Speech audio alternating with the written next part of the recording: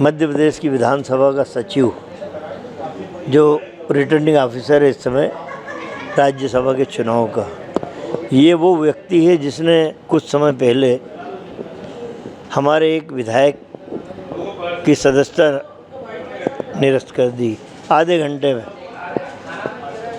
निर्मला बीनावाली, उसके मामले में 2 साल निकल जाते कुछ नहीं होता। वो यही रिटर्निंग ऑफिसर बना है।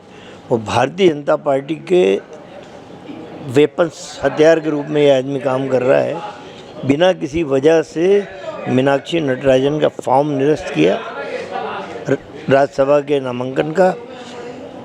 राजस्थान में बीजेपी का एक प्रत्याशी जिसने नामांकन दाखिल किया, उसके खिलाफ आपराधिक एफआईआर है जिसका उल्लेख उन्होंने फॉर्म में नहीं किया।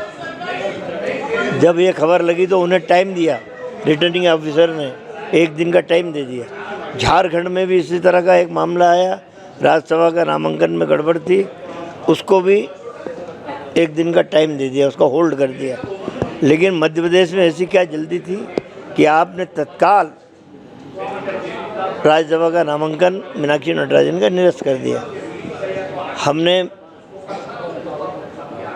दिल्ली के निर्वाचन आयोग पे, राष्ट्रीय निर्वाचन आयोग पे भरोसा था, तो सारे हमारे वरिष्ठ नेता और वकील वहाँ जाके उन्होंने अपील की, अपनी बात रखी।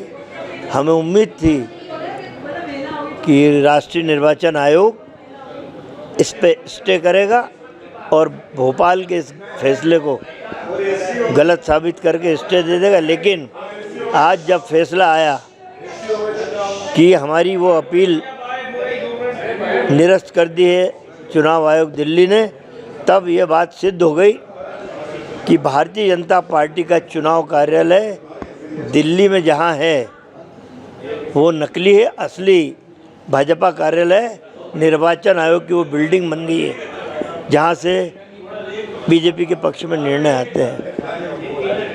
अब हमारे जो बड़े लॉयर हैं, जो वरिष्ठ लीडरशिप है, सुप्रीम कोर्ट में हमने अपील दायर कर दी है और मैं समझता हूँ कि उस पर सुनवाई हो जाएगी और वहाँ से न्याय की उम्मीद मैं समझता हूँ कि होगी।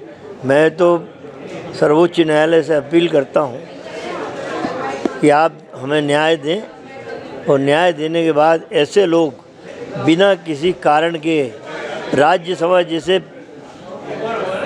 पद का नामांकन निरस्त करते हों, ऐसे लोगों के खिलाफ भी संज्ञान लेके इनके खिलाफ मुकदमे चलाए जाए।